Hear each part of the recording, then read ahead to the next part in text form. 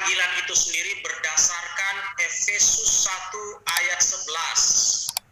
Lalu bagaimana dengan amanat agung? Pergi menjadikan semua bangsa menjadi murid Tuhan.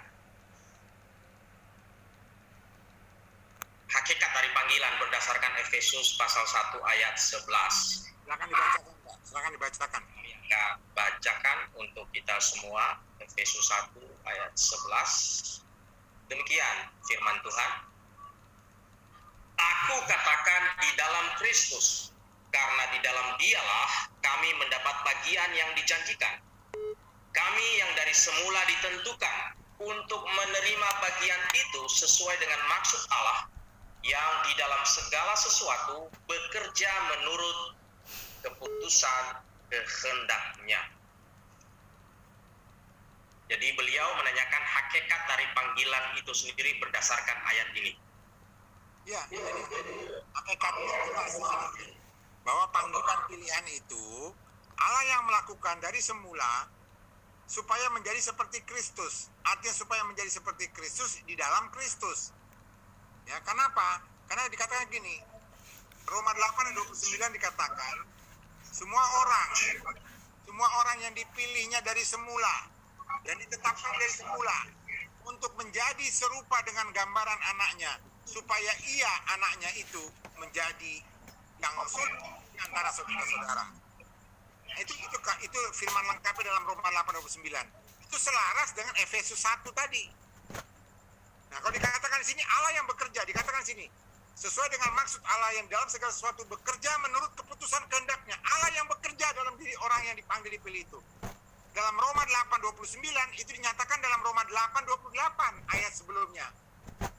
Kita tahu sekarang bahwa Allah itu bekerja di dalam segala sesuatu yang mendatangkan kebaikan bagi mereka yang mengasihi Dia, yaitu mereka yang terpilih sesuai dengan rencananya.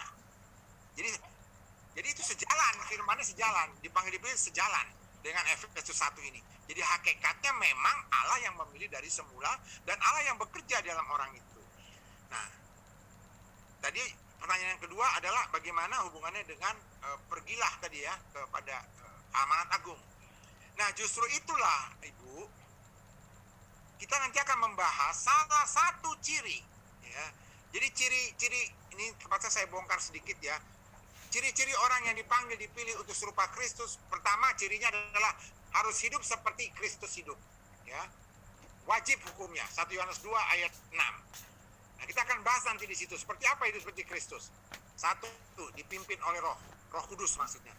Hidup taat, hidup dalam kasih, hidup dalam kekudusan. Seperti apa itu kita akan bahas nanti. Lalu yang kedua apa? Berpadanan dengan panggilannya. Nah, itu kita akan bahas. Yang ketiga apa?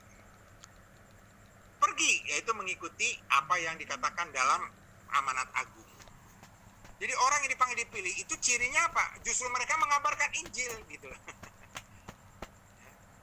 Jadi jangan dibilang orang yang dipanggil dipilih tidak akan pergi dong. Enggak, justru cirinya itu gitu loh.